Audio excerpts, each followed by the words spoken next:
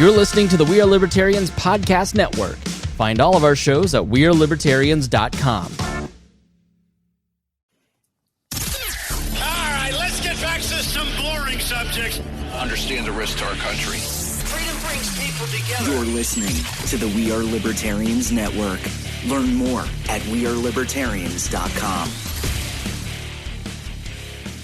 I take like 3 weeks off and you guys start an insurrection without me? What the F? Well, I mean, what else are we going to talk about today? We're going to air some footage. We have a person who was there. We had two people who shot some footage for us. I will call them independent journalists.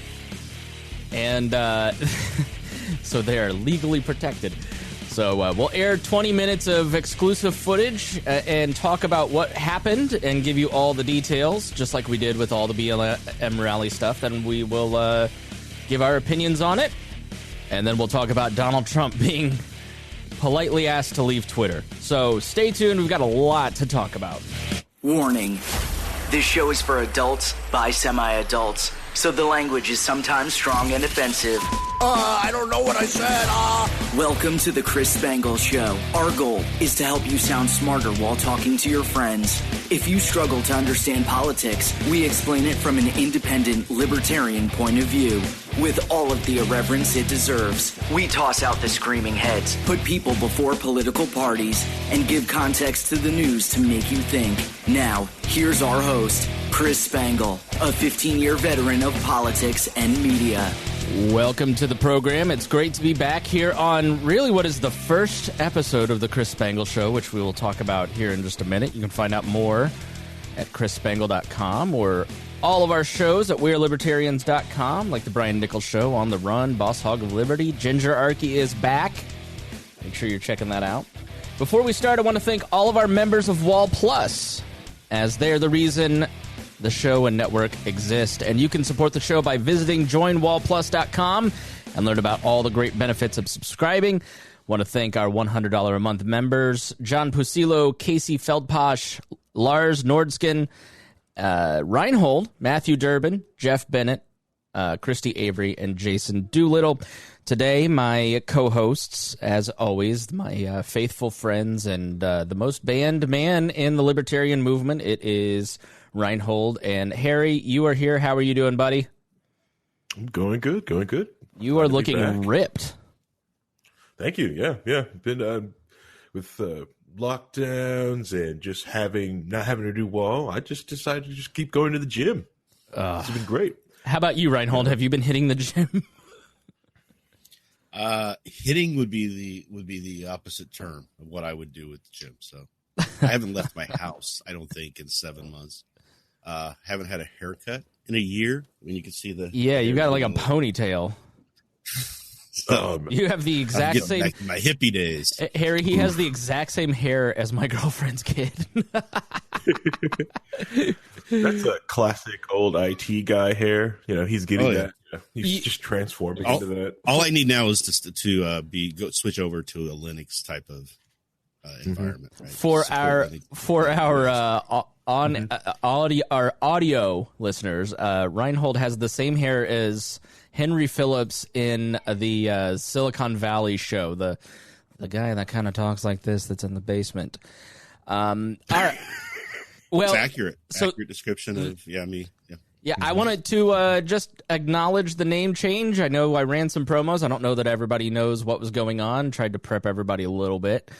But the long and the short of it is there's several different reasons. And you guys are totally okay with the name change and being on the Chris Spangle Show, right? Right. The check did clear, so I think we're good. Yeah, after negotiations, yes. Yeah. They got to split my stimulus.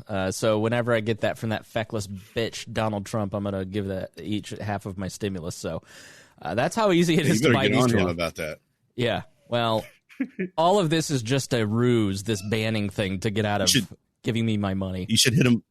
You should hit him up on Twitter to see if you can get your money from him. Yeah. So long story short, I've wanted to change the name since like 2015 for a myriad of reasons, but we've always reached out to a lot of non-libertarians and, especially with a lot of my projects going on. And it's hard to get people to share with their non-libertarian friends something called We Are Libertarians, because people then feel like they're being indoctrinated and they don't like that. So we wanted, and I've always kind of been jealous of the Brian Nichols show, because Brian kind of has that neutral name, and it's just sort of, and it's easier to book guests that way too, because if you want to reach out and let's say have somebody on that is not libertarian or is like some high profile author or something, it's just a lot easier to get them on if it's the Chris Spangle show versus We're Libertarians. Now, the downside is that is how many of you found us, was SEO, which is why we'll keep it in the title on the App Store until, I don't know, Apple bans us or something. But those are the main. And the other reason is as we have become more anti-Trump, it has put more pressure on other shows on the network, and we wanted to continue to give them the freedom to do everything that they want to do without having to defend anything we say. So those are all the reasons. And nothing's going to change. There's no change whatsoever. There was a change from Patreon to the Wall Plus moniker. Nothing changes with that either. Just a little bit updating of branding on both of these things, and some new artwork. So that is all I have to say about that. So Jackie says Chris Spangle Show has the best co-hosts. Yes, the best co-host, says Harry. And Ethan, our good buddy Ethan Bishop Henchman, says, I love the name change. Time for Chris to promote his own worthy personal brand. Thank you so much. And I've got nothing but positive feedback, except one person on the Apple comments basically saying, well, this is him abandoning libertarianism. Watch. Yep, yes it is. Yep, took this long, slow crawl. Just like those other people who abandon libertarianism and use their names in the show name, like Woods. Calm down. All right, moving on. Yes, Dr. Lord Dear Leader. Thank you, Tube. So we are. Is it really just so you could just pump your own like vitamins and everything else and not have the libertarian brand? Yep. That's right. That's right. So yeah, that's what's up with that, and we thank everybody. So let's hop into it. Let me place a marker. If you always see me look over, it's because I'm placing a marker, so I can put, if you listen on Megaphone, or if you listen on the main feed, I should also say this: you're hearing commercials now, and that is something I never really thought about doing, never really wanted to do, but the costs and frankly the asset. Why wouldn't I want to make a little money with the asset that I've built over 9 years? That's why you're hearing commercials. The Patreon, or excuse me, the Wall Plus feed is totally free, and you can get all of the archives. There's 1,066 shows in the Wall Plus feed that you have access to, a private feed, and you can get that commercial free if you join Wall Plus. The rest of you will get commercials, and I'm working on a way that makes it easy to just pay a couple bucks and get the ad-free version and make it super simple if you don't want to go through, if you don't want to use Patreon, so which I understand. So look for that. If you're hearing, the funny thing about the commercials is I have no control over it. It's like a Google ad type thing. It's I don't sell the ads. My host does that. So the very first advertisement that was dropped was Goldman Sachs. I listened to it. I was like, well, this is just not going to help with the. It's sort of like when I laughed when Dave Smith tweeted out the other day on Wednesday, please don't let there be a part of the problem t-shirt. Sort of like when you tune into We Are Libertarians and hear Goldman Sachs, you're like, yep, that's about right. So with that, let's move on to the events of the day. And my goodness, like I said, I take 3 weeks off and an insurrection gets started. I want to be very clear up front and give the same treatment to this that I gave to BLM and the riots over the summertime.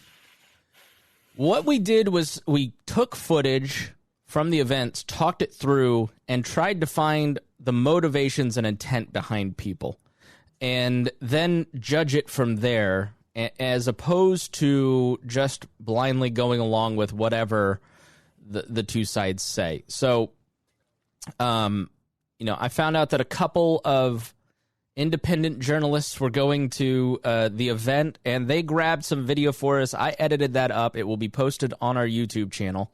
And I want to give context to this, and so people can watch it on the video on YouTube, behind us, or you can go watch the full footage yourself just to kind of grab some things. And then we're going to talk about our opinions on it, and then we'll talk about Trump being banned. I am obviously anti-Trump. Rhinehold is very anti-Trump. He was on this train a long time ago. Harry's more neutral. So I want to come at it from as fair of a point of view as possible, so people understand what we're saying. And that's part of the reason that we're going to look at the footage first, talk to somebody that was there, get their opinions. And, our buddy Wyatt, as I'll call him, he's a good dude, person I know personally, and will share with us with his opinions fully. But before we're fair, I think we have to start the day the way that the day started. And I will admit that the video that we are going to show is an edited video, but it is edited in a way that shows you the language that was used by Donald Trump Jr. That was mimicked by the president. And this video was put together by Reddit, and it overlays images from the event so you can kind of see the violence that was taking place, the destruction, the rioting. Like, if you were under the impression that this was just a gingerly stroll through the Capitol building, you're wrong. Like, you're not reading all of the media then, because there was poop smeared everywhere. There was, like, blood on busts. I mean, it was wildly trashed. I mean, it was pretty crazy, the scene that happened in there. And the core of the anger at Donald Trump, the rage at Donald Trump, is that he held this rally on the day of the Electoral College meeting, where senators and congressmen and women have a meeting where they certify the electors from the states.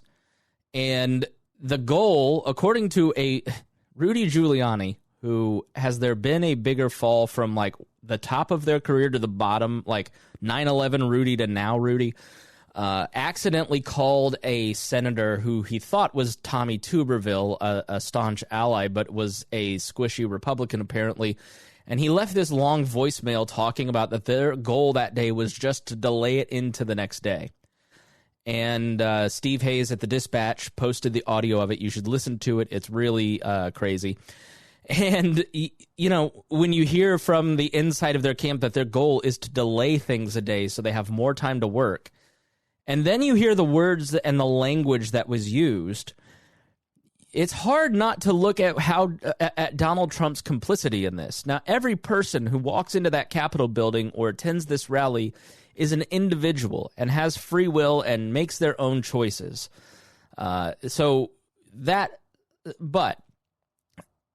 we talk all the time about language. That is the constant conversation about language, right?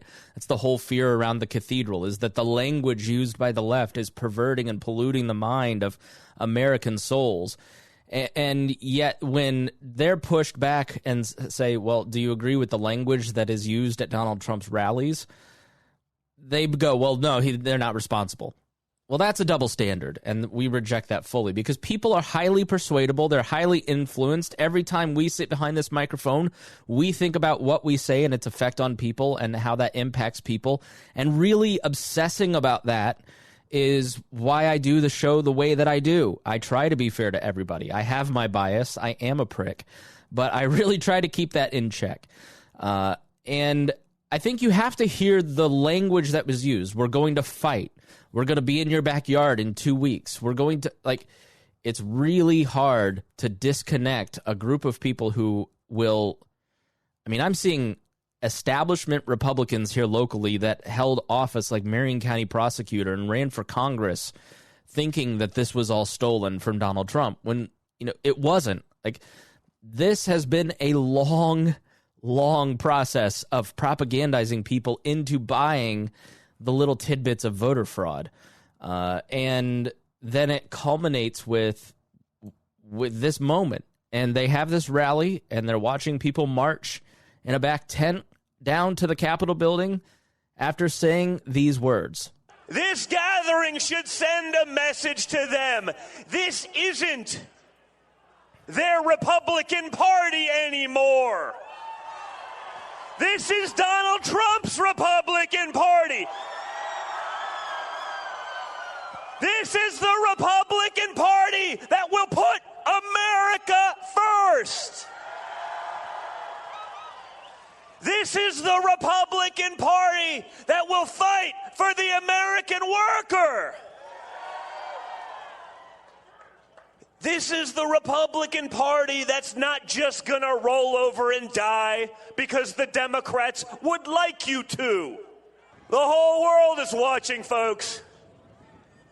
Choose wisely. Because if you just roll over, if you don't fight in the face of glaring irregularities, statistical impossibilities,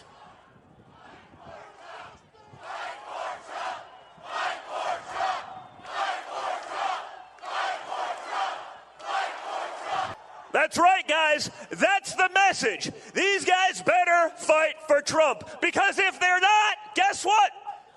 I'm going to be in your backyard in a couple of months. All the patriots that have been fighting, that have been on the ground, that have mobilized to put good Republicans in those positions. Guess what, folks? If you're going to be the zero and not the hero, we're coming for you, and we're going to have a good time doing it. We got to start fighting like the Democrats do, right? We got to play their game. We got to take their fight to them their way. Our reluctance to do that over the last few decades is why we are in the position that we are in. So today, friend or foe, today, Republicans, you get to pick a side for the future of this party. Again, I suggest you choose wisely. To my family, to my father, but most importantly, to all of you red-blooded, patriotic Americans. Thank you for being in this fight with us. Thank you for standing up to the bullshit. Right? Amen and a woman. We need to be the party of common sense. We need to be the party of reason. We need to be the party of our values that we hold so dear, that made America the greatest country in the world. And you guys are part of that movement. So stay in this fight. Stay loud. Don't be suppressed. Don't be put in your corner. Don't let them cancel you. Trust me, I've been canceled 17 times since I started this speech. I promise you. Once it happens, it's rather freeing. And you can kind of do what you want. Don't let them do it to you. So we need to play the left's game. Well, how is the left portrayed by this group of people? They're violent. I mean, the whole message throughout the rally that the Trumps held was that Donald Trump is the only, and this is the message from the whole campaign. And I'd like you to look at this image. You see a lot of American flags, but how many Trump flags? How many red hats? How much cult of personality is there in the name Trump? I mean, you know, it's 1, 2, 3, 4, 5, 6, 7, 8, 9 flags, and an equal, probably a little more than that, and then a lesser number of American flags. This isn't about uniting around the Union. This is about Donald Trump. I mean, it is the cult of personality of Donald Trump. Everybody, I think at this point, that isn't in the political cult understands what is happening here and what this is, and now we have to deal with it. And we are at the point where we just need to openly address it, talk about it honestly, and stop tiptoeing around the feelings of these folks. But I will caution people in the way that you talk about everyone. You need to understand, like, if you listen to Murray Rothbard, Republicans are in a gang, but you don't walk up to a gang member, call them violent, crazy, you're in a cult, you're in a gang, pick yourself up by your bootstraps, you need to choose new friends. You do it by showing genuine grace through humility, talking to people, being frank and honest and straight, and extending a hand out and trying to lift people out. I mean, when you listen to that language, guys, what you hear is you need to fight. You need to, we'll be in your backyard. We're going to fight and have fun while we enjoy it. We need to act like the left. As you talk about this stuff, what you hear about the left is what? It's Antifa, it's violent, they're going to overrun society, and Donald Trump is the only one standing there to save us. And again, that video was edited, it's compiled by Reddit, it has its biases. Channel, but it's a fair and accurate representation of most of the speeches that were given that day over the course of 4 hours. And then they're told by Donald Trump, let's go down to the Capitol, let's march peacefully, and go show them that we're here and that you need to listen to us. I mean, it's 4 hours of fight, and then 2 meek, please be peaceful, and tweeting out, let's be peaceful. And this is a common tactic with narcissists. They play the game. They give you little nuggets. They know what's right and wrong. They know the rules. They know the rules better than you do. And they know how to leave little nuggets that their supporters or the people that support them can go, well, see, they said this. But meanwhile, they're just poking, hoping for that reaction. And that's what happened on Wednesday, and it really backfired on them. I mean, so what are your impressions of those words, guys? Let's start with Rhinehold. I don't know how much you want to unleash me on what I have to say. Say about it. this, Let's hear it. Here's what my rule is, Rhinehold. Say it. Be honest. But let's try to exercise the 11th commandment, Reagan's 11th commandment, thou shalt not speak ill of other libertarians. Let's participate in the unity movement that is taking place. But be frank, be honest, and call it what it is. It's fascism. I've called this for years, that Trump is a fascist, and he doesn't. So here's the problem, is that the people on the right will say, oh, you can't just say fascist. Oh, you're just trying to call him Hitler, which I'm not doing. But there are specific characteristics that are taking place that Trump uses that are it's the fascist playbook. If you look at the definition of fascism, it's exactly what he's doing. He doesn't know this, by the way. He doesn't sit there and go, okay, what do I need to do for my fascist takeover today? He doesn't realize he is, and his followers don't realize it. But if you look at what that is, what the definition of fascism is, it's first and foremost anti-Marxist.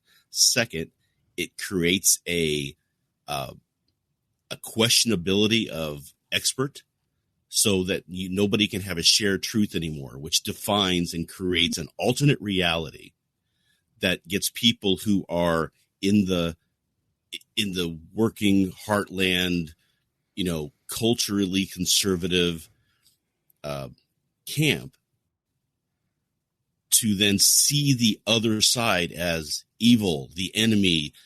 They're going to take over. They're going to change your culture. They're going to make you be something you're not, right? So they stir up that us versus them. Now, a lot of politics is us versus them.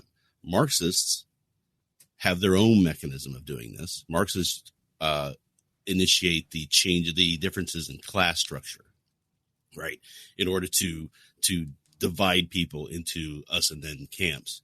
Fascists do it through culture, through sometimes racial, sometimes just religious culture, sometimes it's just what they define as culture. So they develop their own talking points and their own language and their own definitions things like the cathedral and blue pilling and other mechanisms to it's us versus them.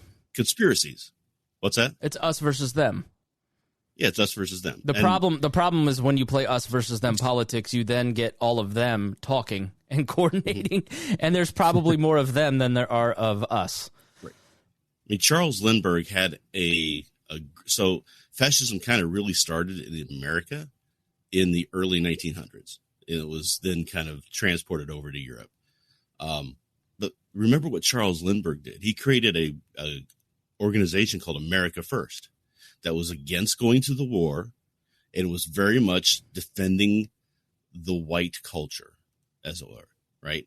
This was the mindset of the 1900s, 1910s, 1920s, leading up into World War II, because fascism was kind of on the rise. If you have not listened to my interview with James Madison on the 20s Klan that was posted in the feed last month, go check it out.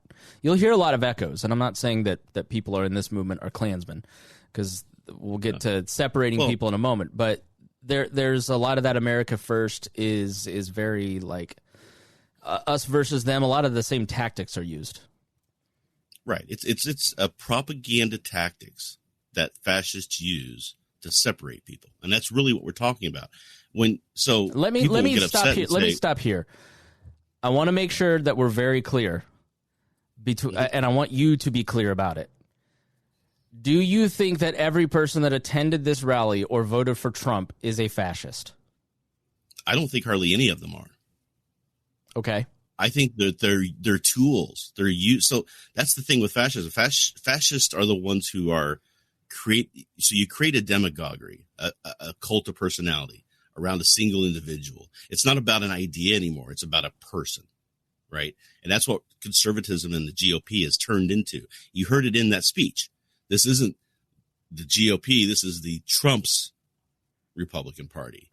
It's all about Trump. It's about the cult of that personality. Just like, Hitlerism is what they call Hitler's version of fascism. Mussoliniism is Mussolini's version. Aragon has his own.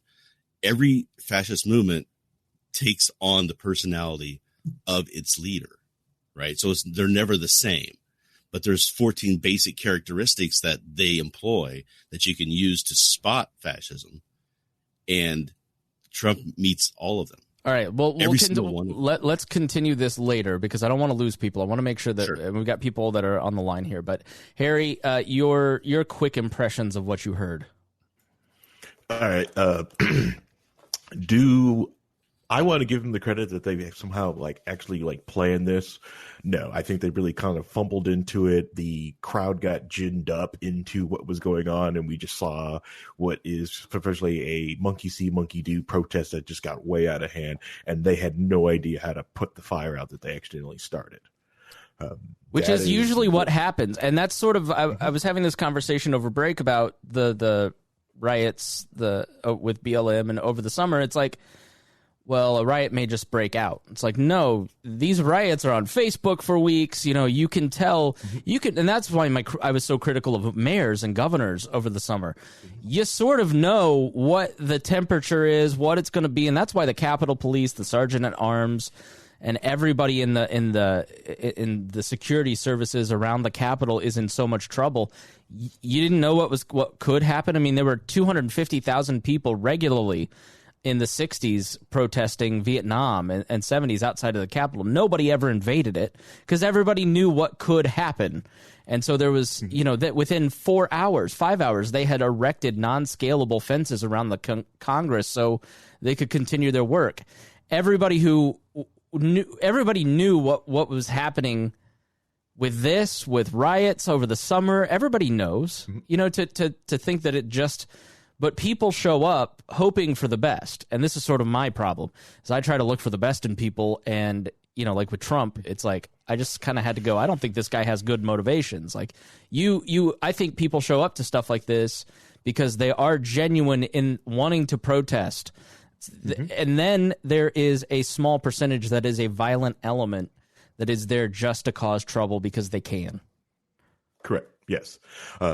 This is the reason the left thought about doing the exact same type of protest if Biden would have lost. They wanted to do the exact same protest. They were planning it and doing it. And everyone's like, hey, listen, this is a bad idea, bad place and time, because if you lose control of this protest on where it is and the timing that it is, it's super bad optics. And that's why I was like, hey, you can have this rally, you can say all this, but do you want to do it there, and do you want to do it on that day? If they would have did that in Mar-a-Lago in June of this year of 2021, it wouldn't have been this bad, and they could have said the exact same goram things. But that's why, like, when you have a crowd of people, you have to be very, very careful, because they will, if you've got them marching, everyone marching will just follow the person in front of them, just like a marching band. Wherever you lead them, they will go. Right. And then it also just escalates. We saw this a lot in the BML protests, where someone throws a water bottle, right? You see someone throw the water bottle, cool. Then it escalates, cool. Someone threw a water bottle. I don't know what was a water bottle, so I'm going to throw this brick. Then the brick gets thrown, then the glass gets broken, and then everyone's inside the bank now. And it's because they're just following along, and everyone's just one-upping themselves. And you've watched it, it was like, they're not going to keep going. Crap, they're going to keep going. And then everyone keeps talking about, like, well, the police let them in. Like, well, they broke the line and then were completely outnumbered. If you show too much force at that being that outnumbered, you're going to get overran. Go ahead. The other thing with it is that the DC police have been dealing with BML rioters and protesters all summer long. They are tired, they are fatigued, and without little resources. Yeah. And a lot of times have been told to actually stand down in those situations, and that's what they've been trained to do, to sit out there and light stuff off. And if you talk to anyone in law enforcement in any level in this country and municipalities, they feel completely undermined. Like in Indianapolis, when you talk to IMPD, individual officers that I've talked to feel completely abandoned by the mayor, and they feel like they're just kind of being hung out to dry by politicians and not giving resources, and they're being put on the front lines for policies that they did not write. And that's something that people need to really understand, is every law that is passed, and the more laws you pass, has to be enforced by a police officer. Everything the government does is at the point of a gun. And so everything has to be enforced by a law enforcement officer. The more interactions you force them to have, the worse their relationship gets with the populace. And it's very difficult to be a police officer at the moment. I'd love to see these politicians that pass laws mandatory once a month. You've got to ride with a cop once a day if you're on the city council. If you're in Congress, you need to ride with a marshal. And if you get into some dangerous situations, then maybe you'll rethink the laws that you pass. I want to comment. Ryan said, I believe violence was going to break out no matter who won this election. And I agree with him. I think when you have economic downturns, you have the pandemic, so there's a situation in Carmel. I was talking to somebody the other day. This is the Ritchie part of town. And they have a bar called, I think it's the Goat. And they have people coming up from Indianapolis, which is mostly shut down, to Carmel, where it's not shut down at all. And they're all gathering at this bar, and people are going out of their mind crazy at this bar. And they are, and the bar owner basically said people are pent up, so they're coming here and acting like they're 22 again because it's the first time that they've been out. And that's the sort of, we all know how we feel right now. And when you have the pandemic and the economic downturn and the election and the language around the election and the riots and George Floyd, we're a powder keg. And I'm very nervous that powder keg was lit. And I'm even more nervous after talking to one of our guests who are on the line. We're going to talk to two people who were actually there. Now, please... do you both want to keep your name or give me a pen name, or do you want to say who you are, what you're doing? I don't think you're in any kind of danger as journalist for the We Are Libertarians Network, but I want to be respectful to you and not out you, considering everything that goes on in this world. Let's start with Wyatt. Oh yeah, I don't care to keep myself anonymous. Originally, I was going to, due to who I thought I was going to interact with, but I ended up not doing that because, why even get close to that sort of element of society? Totally. Okay, so what would you like me to call you? JD's fine. JD, well, your real name. Okay, and let's talk to our other person on the on the phone. What tell me what's your name?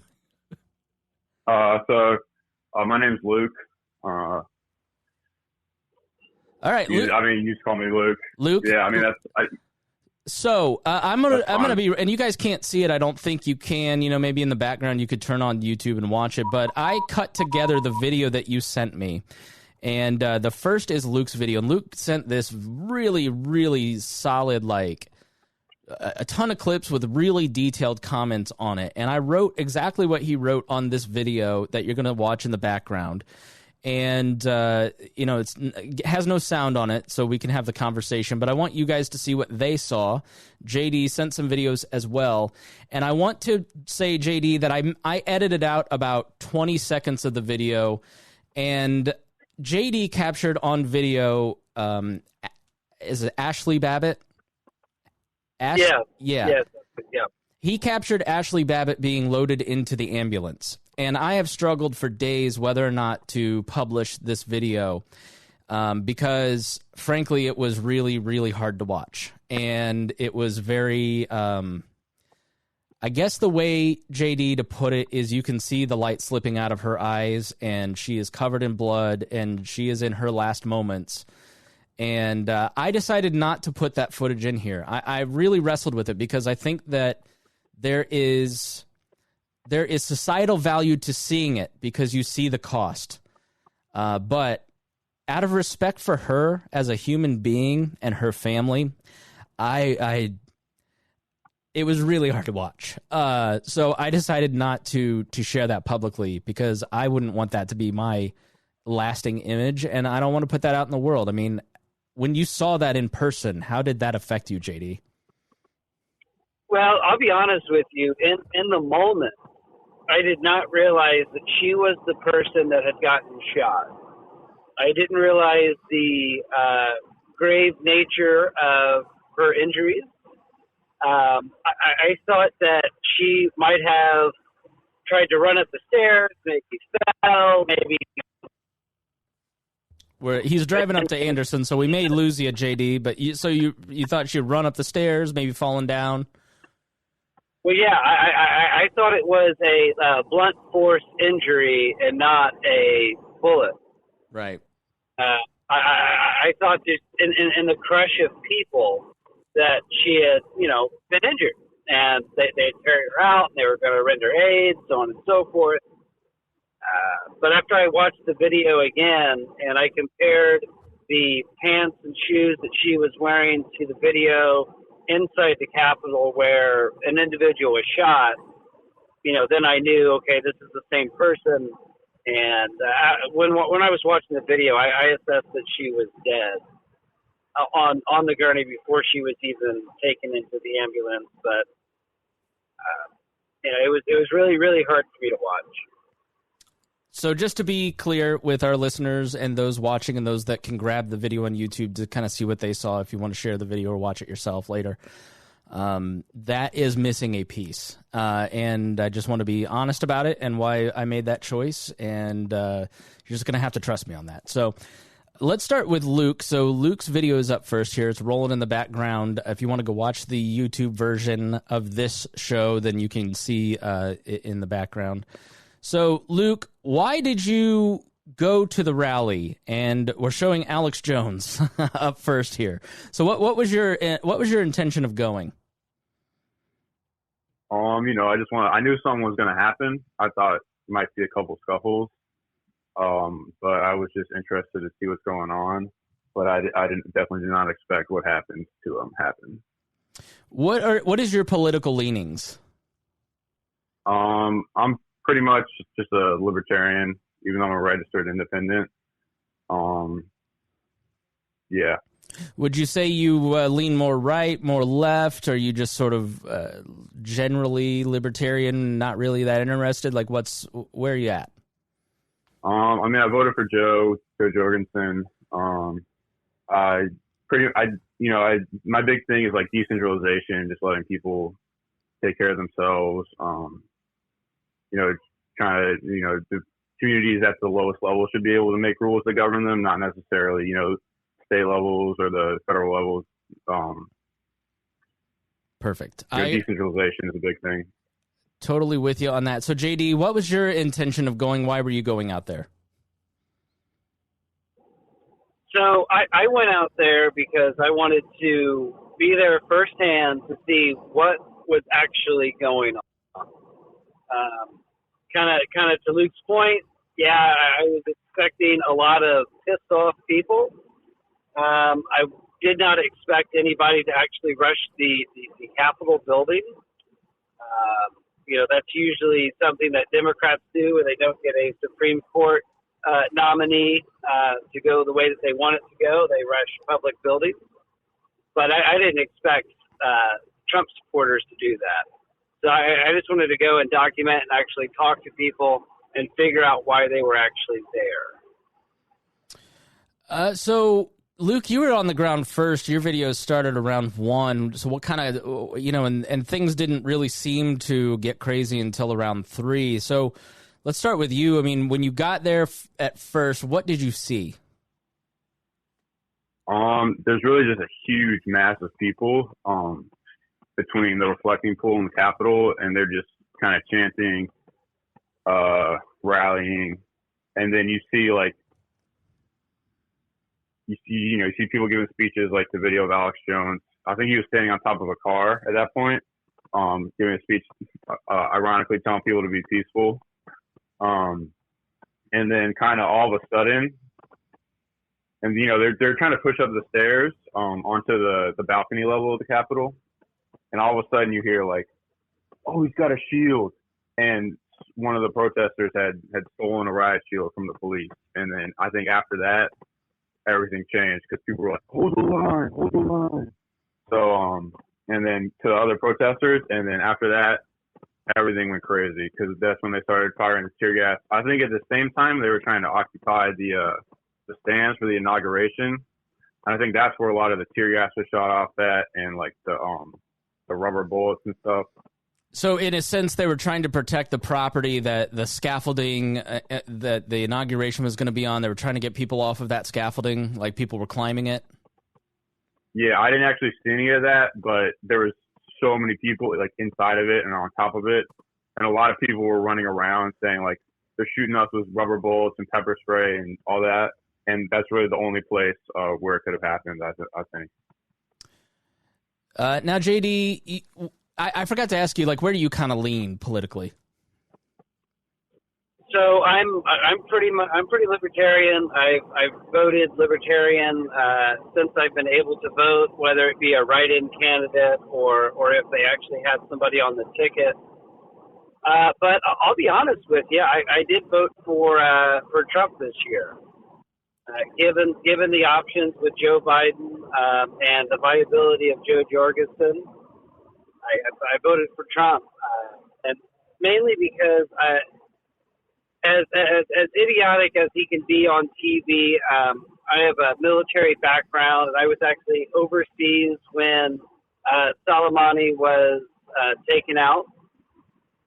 And those precision strikes, I think, speak more to the relevancy of the United States military than having occupied forces in countries like Iraq and Afghanistan for the last 20 years.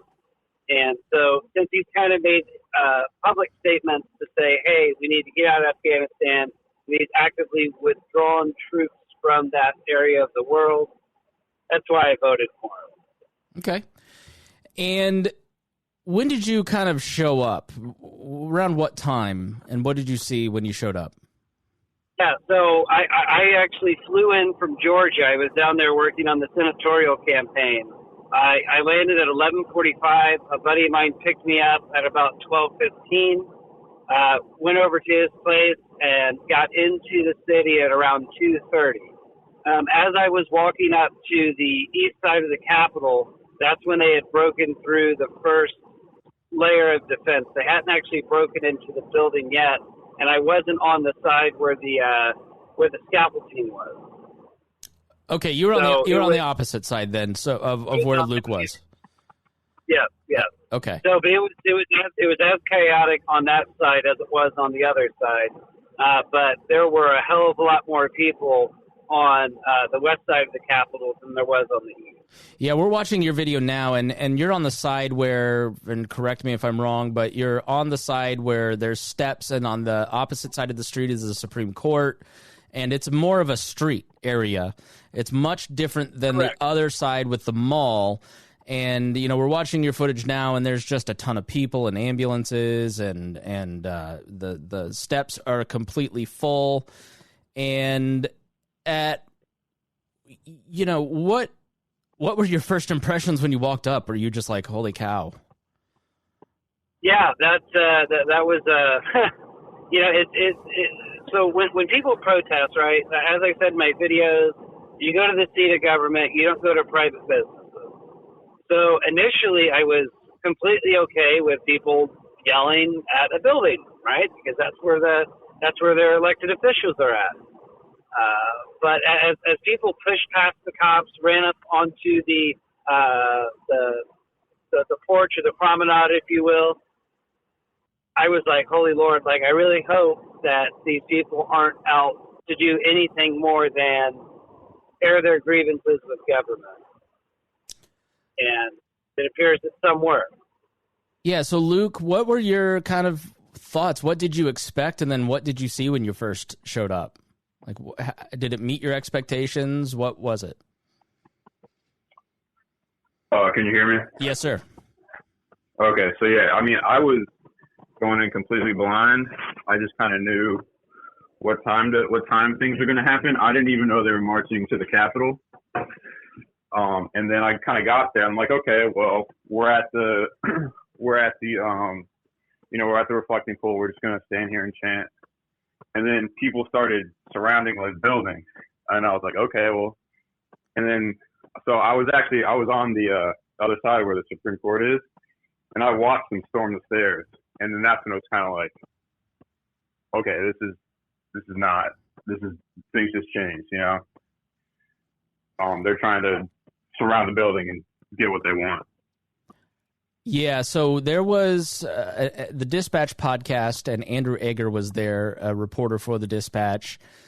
And what he said is that if he was at the rally and walked down with those folks and was interviewing people and talking to them, and what he found was the people that were at the Trump rally and then were on the march there were like your typical Trump rally people who, they had the Trump flags, the Trump hats. They said all the stuff about the elections were stolen, and they, your typical uncle on Facebook. But they weren't violent people necessarily. They just seemed like they were there to have a good time. And what I see in JD's footage is a lot of families.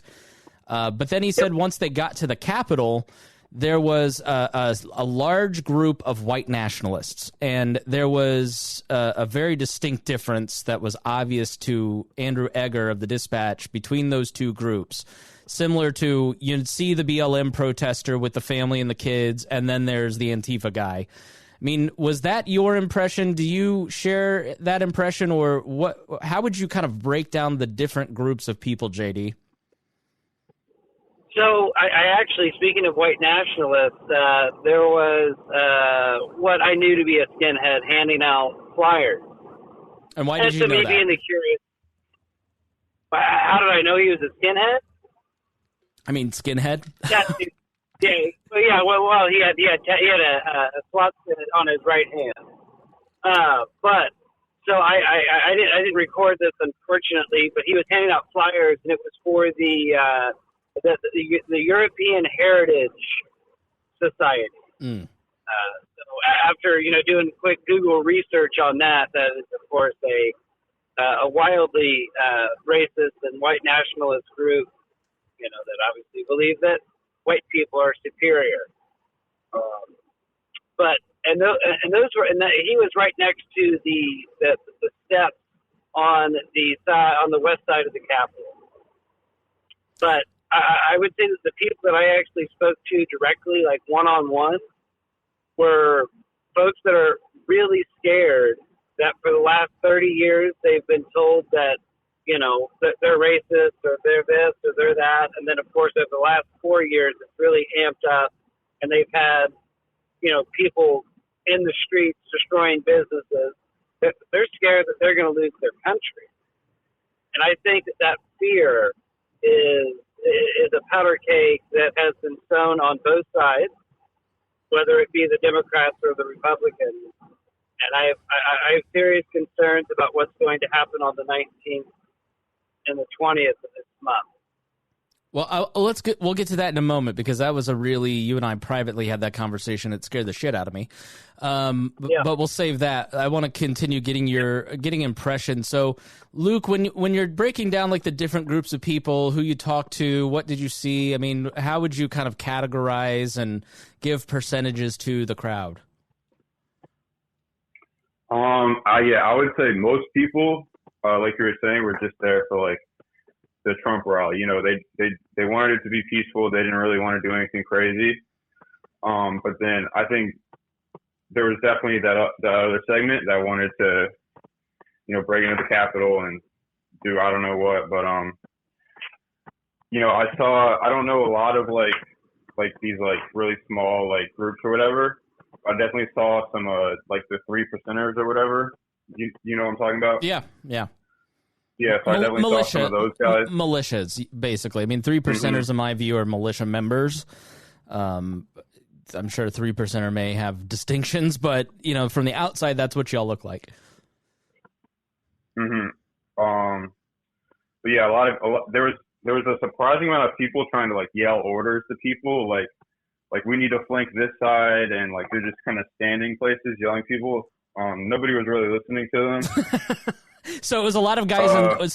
There were guys in tactical gear, like trying to order people around, and nobody was listening. Yeah. Okay. Yeah. There's a lot of people with walkie-talkies, so it's like you don't know if they're like a federal agent or if they're just some guy like talking to his friends trying to take over the Capitol. But so it's pretty But I would say most people were like we were talking to people when we were as we were leaving, and they were just kind of like, they're just like your average Joe, and they were like really surprised about what was going on, but they were like, well, you know what, the election was stolen, like we don't know what to do, stuff like that. So that's kind of my experience. When what else did you guys hear when you talk to people, or just as you're walking through the crowd, you just ear picks up and hears something? JD, what was kind of like the chants or the sounds of it? What did it sound like? Well, I mean, of course, you had people yelling, stop the steal, fight for Trump, fight like Flynn, kind of all these cult of personalities, as you were discussing earlier with your co-host. But I didn't hear anything that was really concerning as far as chants go. Of course, there were a lot of, private conversations that I kind of ran across that were very concerning. And I'm glad that some of those did not play out. Like because what? There were discussions. Give us some examples. There were discussions like, hey, like we're going to go back to our cars. We're going to get armaments. We are going to come back and we are going to, fight the National Guard, fight the cops, get back into the building. And that didn't happen. Thank God. How many of those did you hear? Give us an order of the magnitude of that. I mean, I would say, if we're going to say that there was 100,000 people there, I probably, maybe 1% or 2, I would say were in that vein. But they were also, the folks that were more in the tactical gear. I saw that there were some militia members from New Jersey and Michigan and Virginia, on top of all the other groups that were there. So I would say maybe 1,000 or 2 folks were in that kind of mindset by the look in their eyes, by their uniforms, and by conversations that I heard. And I wrote this piece on October 1st that I got called hysterical for, called "How Would We Slip into a Civil War?" that I'll put in the show notes. And it basically outlined everything that's happened over the last few months. And one of the problems with this is not that 50,000 people rush into the Capitol. It's that 5,000 people that are well armed take on the police, and a percentage of the police are sympathetic and defect, and then all of a sudden around the country you have pockets of militia combining forces with 10-20% of the police and military, and then you've got a real problem because people are united behind two different constitutions. You know, what when you're around these people and hearing that, I mean, am I just being paranoid with that, or do you have serious concerns about violence in the future? I have very grave concerns about violence in the future. You have to understand that there are folks who are ready to fight and are trained to fight, and there's people who are so scared that they'll follow those who are willing to fight for them. On both sides. I mean, you saw it with BLM. Well, and I think we've seen with people who will make excuses for the violence too. That's where most people can stand up to their own side and say, "This is not our society. This is not how we do things." Right. I mean, I was okay with people, you know, taking their grievances to government. I'm okay with that. Like when BLM did their march in Indianapolis, I actually attended it, and we were at the State House, and we marched over to the City County building. That was the only march that I participated in, because I'm like, okay, there are some issues here, so let's talk about it. But same thing on the other side. You take it to government, but you don't break into buildings, you don't torch businesses. But I think that we're at a point now where both sides are willing to do that, and they're willing to justify it. Do you? What similarities do you see between the two rallies that you attended? Well, none. I mean, because the rally that I went to with BLM was very peaceful. Point A to point B, give your speech, go home. The rally that happened on Wednesday was, we're going to rush the line and break into the building. So I don't see much in similarities, but I also don't believe that 98% of the people that were there wanted to do anything other than chant. Right. Yeah, how many people rushed? How many people did you both see rushing in? I mean, JD, how many people were trying to actively get in there or engage in violence that you saw?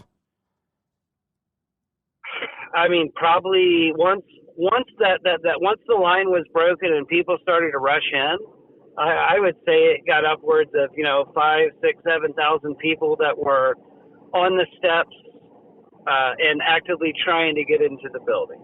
Luke, what about you? What did you see? They were crowding literally, except for the Independence Avenue side. Literally every single entrance was crowded with at least a minimum of 1,000 people. And another thing, just kind of talking about hearing what people say. A lot of the things that they were saying, they're calling the cops oath breakers and traitors. And I did hear one woman say, like, because a lot of people were coming outside of the building. And they were like, I made it inside, like, and people were like high fiving them and stuff. And I heard one lady say, like, a guy was like, well, what did you do? And she was like, well, I think the police officers inside because most of them are on our side anyways. So that's just a couple of dynamics going on there.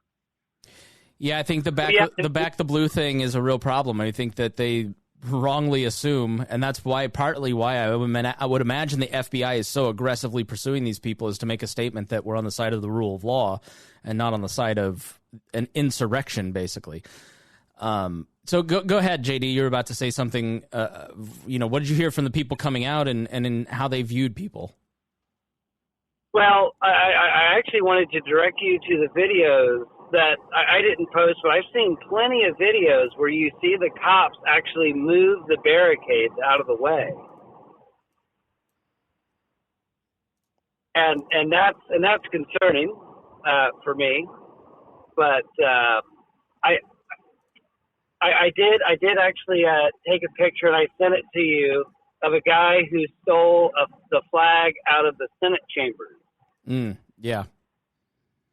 And he was proud of it. Basically, this is our house. We pay for it. They work for us. so on and so forth.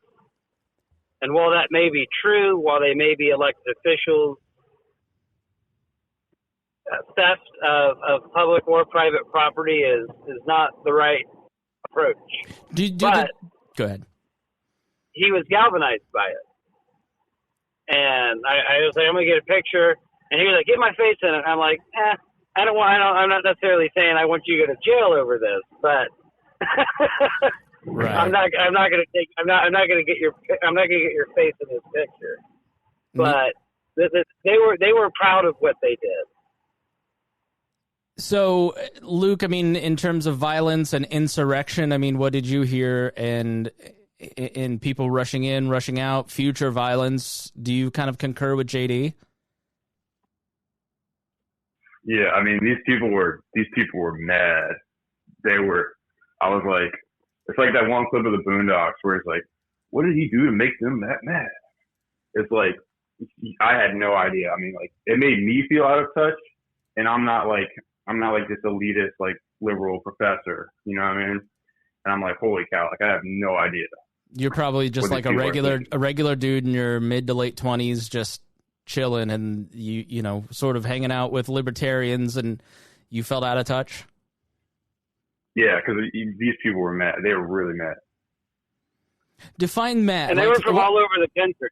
Yeah. They were from all over the country.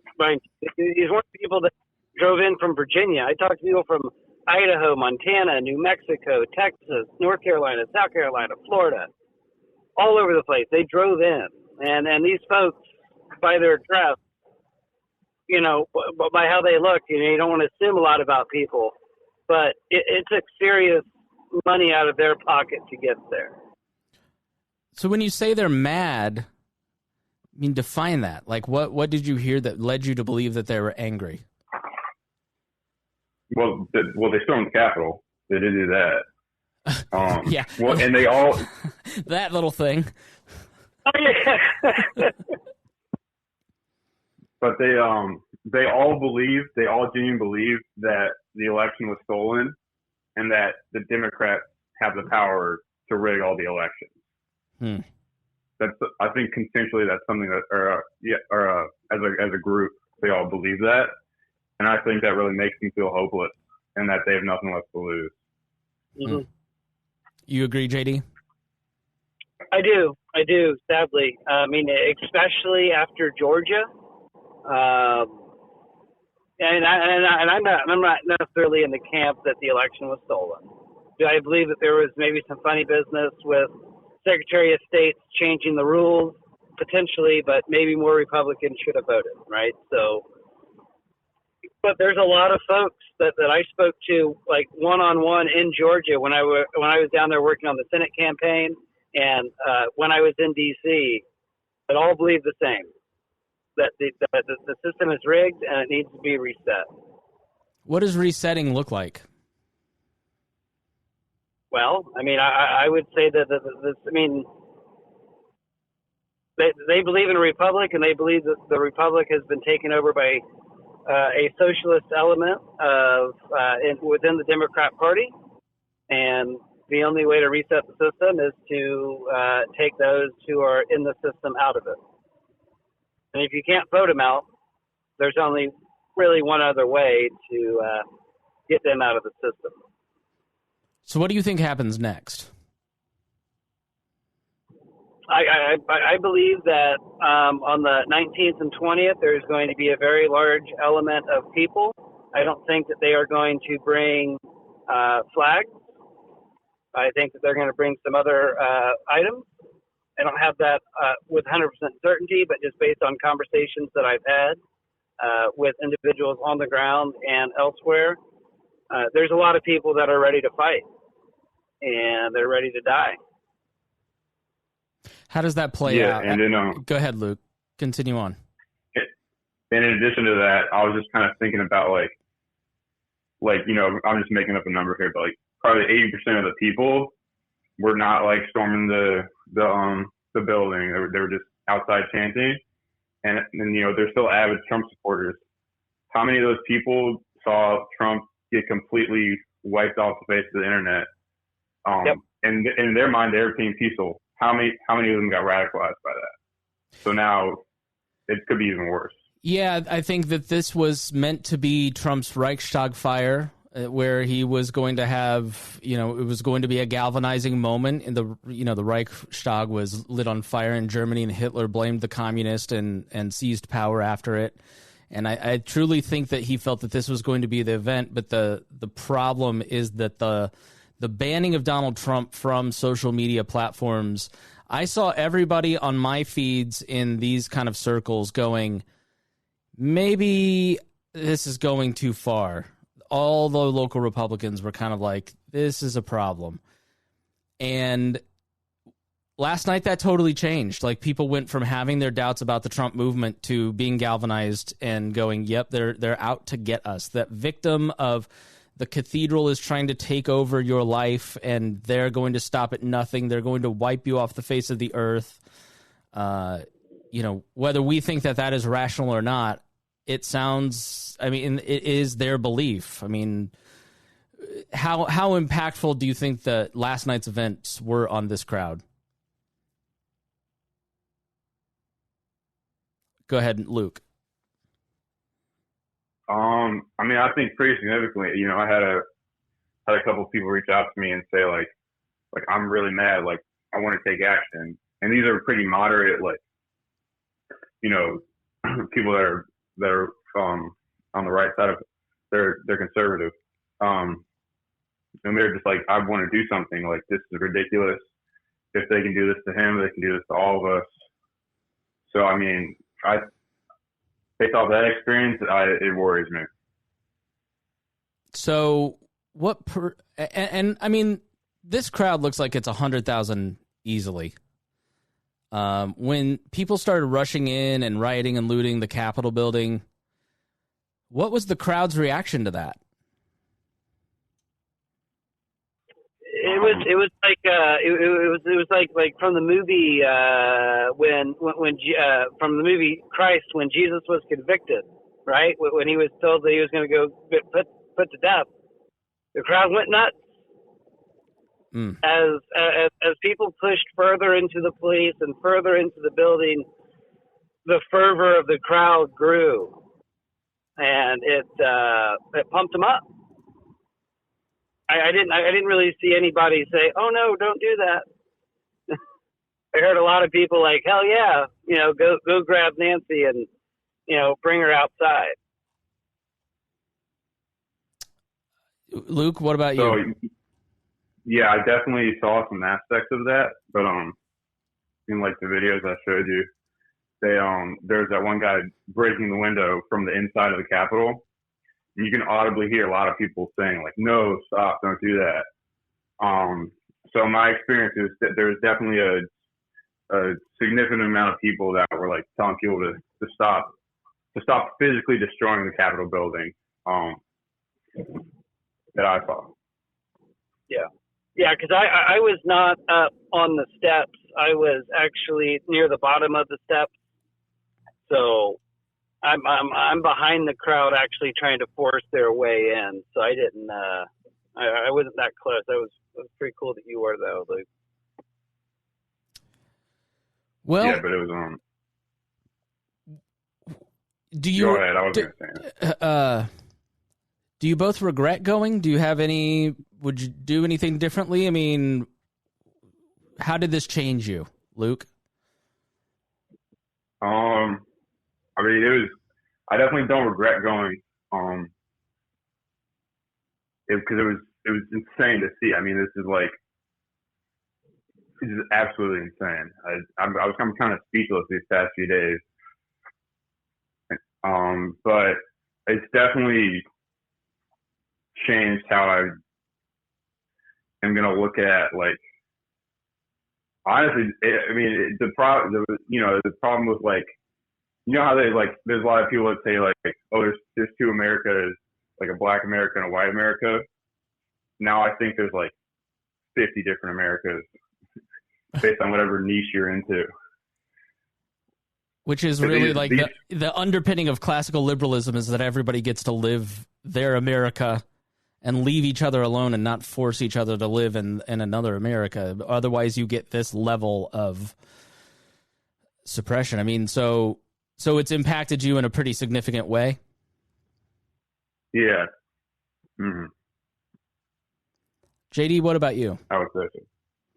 So, no, I do not regret going. My only regret is that I was not there sooner. I would have liked to, I'd like to try to identify who the leader is of, or who the leadership cell is of a group, to try to get embedded with them, and try to figure out, what their thoughts are. So my regret was I didn't show, I showed up after folks were already rushing the stairs.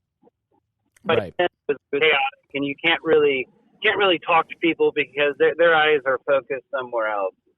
But how it changed me is I hit up a few county chairmen that I know, and I'm like, how we stop encroachment of the federal government is ensuring that we have strong county and state government.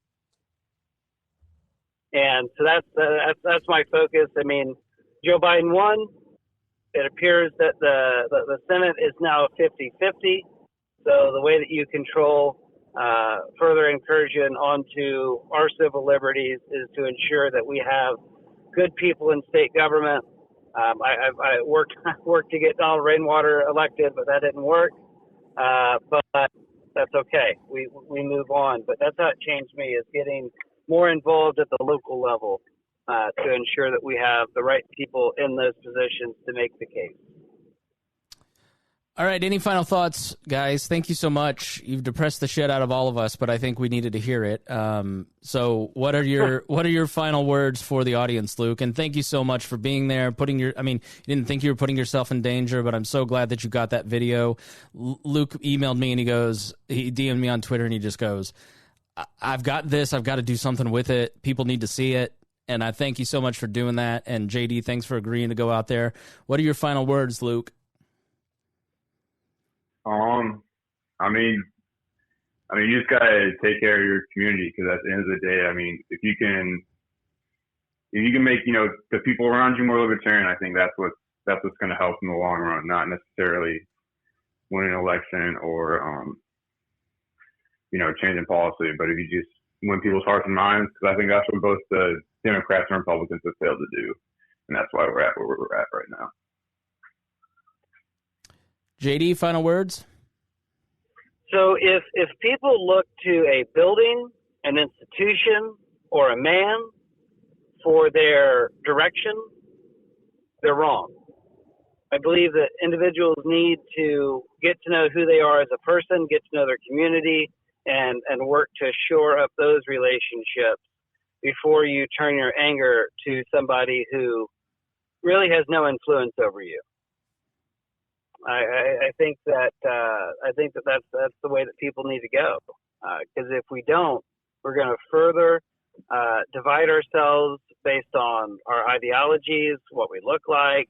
The identity politics, I believe, are absolutely toxic, and they're starting to creep into, well, they always have, right? You have the religious right that were more conservative, and then now you have what's called the religious left that a lot of folks in the media have championed now that Raphael Warnock has won. So I believe that not only do you have a political war raging, you have a religious war that could potentially be raging. So people need to focus on themselves and their community. Does this change your relationship with the Republican Party or your opinion of Donald Trump? I mean, how do you feel about those? I mean, before and after. Well, so I don't really see much difference between the Republicans and the Democrats, and I haven't really since 2008. Well, really since the Bush years, but I wasn't old enough to vote in the presidential election then. But I had a lot of issues with the Patriot Act, a lot of issues with a lot of other legislation, the endless wars and the whole bit. So I've never really been a Republican. I mean, of course, I've kind of voted for Republicans generally more than other candidates simply because the viability. And you know Joe Bishop Henchman. He's actually turning me a little bit more to supporting libertarian candidates. I've known him for a couple of years now, and he's a solid dude, and I'm glad that he's in charge of the Libertarian Party. I would say this definitely changes the way I look at Trump, because I did kind of have this belief that he was, even though he obviously still is an outsider, he's not acting like an outsider anymore. Because, they stormed the Capitol for Trump, and, that girl died for Trump. And then he was in a press conference less than 24 hours later denouncing them, which is absolutely he just probably threw all of them under the bus to save himself. I mean, that's probably the most establishment thing I've ever seen Trump do, just trying to save himself. He's just an average politician now. So basically, you caught Trump gave you TDS, did he? What's going on? Yeah. Well, guys, thank you both so much for your time. JD, thank you so much. I hear you're at your destination. Luke, thank you so much. It was great hearing your perspective and just filling us in. It was terrifying, and we just thank you both for the information and the videos. Yeah, thanks for having us. All right, yeah, thanks again, Chris. Really appreciate it. Have a good day. You too. Let's just take a break here on the Chris Spangle Show. You are listening to the Chris Spangle Show, and I'm speaking. I'm hanging out with Rhinehold and Harry, and in just a few moments, we are going to add some breaks. We're just going to kind of gather ourselves and our thoughts, and we will be back in just a moment.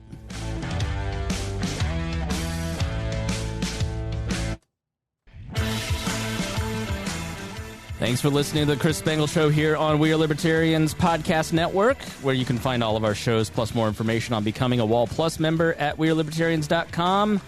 Don't miss out on all the great benefits of that. Your support is needed more than ever. I think if you are not a Wall Plus member, I just had a very strong sense that I needed to be doing this as full-time as possible. And the only way that's going to happen is with your support.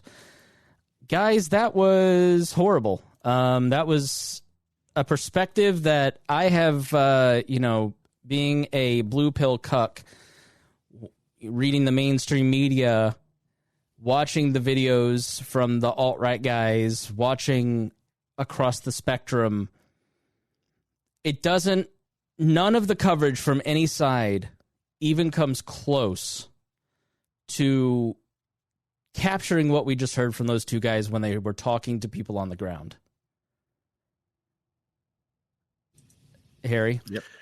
Yeah, it gives that more like surreal feel. So you actually can feel what was going there, and you got to hear like a personal experience, not them trying to push an agenda or society or just try to get clicks for a TV show. It's more of this is what I saw, this is what was happening, and just reported it. It's what I always love for seeing anything. It's like reading an essay and just dropping off the conclusion chapter. This is what I saw. Yeah. It's a great way to put it. Like choose your own adventure book and you have no idea what the next adventure is. Rhinehold, how does that sit with you? So, I mean, it's pretty much what I kind of thought was going on or expected to go on. One thing that was mentioned there at the end was that he realized that Trump was just an establishment politician, and he was more looking out for himself than for anybody else. And the reality is that he's always been that. That's always what he's been.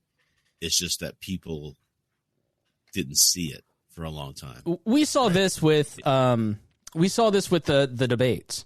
People for the first time got to see what we see every day, and this is people who have TDS. Although it feels like Trump derangement syndrome has really flipped in the last 4 months. I saw Biden anxiety disorder. Biden anxiety disorder, bad. For me, I look back with some regret. Being a Tea Partier, it wasn't what it was at the time. But the Christian nationalism crept in and I left. And then when Trump, I was very anti-Trump through 2016, and I had just read Storm Before the Storm by Mike Duncan, the popular podcast about the history of Rome, and he wrote a book about the fall of the Roman Republic, and the Gracchi brothers basically killed off the political norms, mos maiorum. And we talked a lot that summer, and I took a lot of crap for being anti-Trump and just being a leftist. But I was saying, no, these political norms are really important. And if they go away, what replaces with it? Because what I just heard is that these people are not anarchists who are going to take over control of the government and live peacefully. They're not going to leave us alone, especially not Harry. And so I don't understand why libertarians are supporting it's populism, right? It's the notion that this is an insurrection and we're against the government and we need a reset. But do we really think that the people that were involved in all of this are going to choose libertarianism on the other side? Like, that's not at all what they want. They want Christian dominionism. If you don't know what dominionism is, look it up. And I'm a Christian. I mean, I'm saying this as a Christian who has spent a lot of time in evangelical churches. I live in a mega church. I look back and I go, when he was elected president, I felt I needed to be fair to him. And we spent 3 years not talking about Donald Trump. And a lot of that is because I didn't want to lose credibility with you. Because if I spent a lot of time talking about Donald Trump and beating up on Donald Trump, you'd stop listening. And I don't know that that was an incorrect strategy at the time, but I didn't take him as seriously as Rhinehold did. But my line was crossed with the church and the gassing of the protesters, and just finally admitting to myself, how many different excuses a day do I need to make for this guy? At what point do you stop making excuses and just start paying attention and go, yeah, this is who this guy is? And when he did the church thing, I realized this guy will mock me to my face with my religious objects, and he will hurt people to do it, to con me into voting for him. And then he will threaten to turn the 82nd Airborne on fellow American citizens. This person is everything Rhinehold has been saying he is. This person, it's like a self-fulfilling prophecy with Donald Trump. He is so obsessive about criticism that he takes the worst criticism in and stews on it and turns himself into that worst criticism. And there's a different way to take criticism, which is to let it roll off your back. Take it in, be changed by it. And I just have to say, if you're in the position of being changed by this week's events because you woke up and you saw for the first time who Donald Trump is and what this movement is, or you've just listened to this podcast from two people that were sympathetic, one of them voted for Donald Trump, who just told you exactly what his movement is and who he is. I want to say to people who have been on the Trump derangement syndrome for a long time, kudos to you for seeing it first. You saw it in 2016 when he said, I'll pay your legal bills if you beat that guy up. He said, January 26, 2016, I could walk out. He said it in Iowa. I can walk out on Fifth Avenue, shoot somebody, and they'll still vote for me. It's unbelievable. There's a direct quote, or he said it's incredible. That's when he realized in January of 2016 what he was in charge of. And he has done everything possible for this moment. He's set every stage for this moment. He knows exactly what he's doing. He knows exactly what he's saying. And he drops little things, little crumbs that you can kind of go, well, but he didn't mean it. And he said, be peaceful on Twitter. Why did they ban him? You got to stop making excuses. You got to call it like it is. And you have to stop. People have adopted the psychology of their leader, of this man. And they are immune from criticizing him or people who are allies with him. They are immune from it because they're scared. Because they're terrified that if they say it, they tell it like it is, they let themselves see what it is, they're going to be excommunicated from the community, the last community that they have left. And so when people feel so alienated that they are willing to shoot their neighbor and kill their neighbor and wear a Back the Blue flag stickers on their truck but walk up to a Capitol building and kill a Capitol police officer with a fire extinguisher, they're that alienated. It doesn't get better by the hard-headed need to be confronted, and the hard truths now need to be said. It's very clear and very obvious what is happening. But at the same time, we have to be humble ourselves. We have to offer grace. It's like an evangelical, a good old-fashioned Billy Graham event. Stand there, you tell it like it is. If people are moved to walk down to the front and commit their lives to changing and going, I'm not going to follow this thing anymore, they don't sit there and go, you're evil. They go, welcome.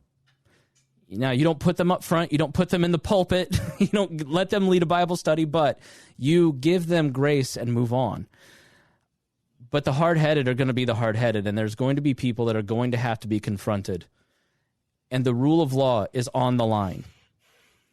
The rule of law, and maybe we should talk about this concept in a moment, but violence may be inevitable at this point.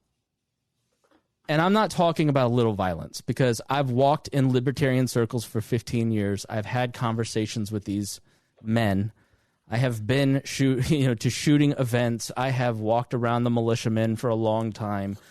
One of them basically said he's ready to start stacking bodies on my Facebook the other day. They're well armed, and they're ready. They're doing tactical trainings.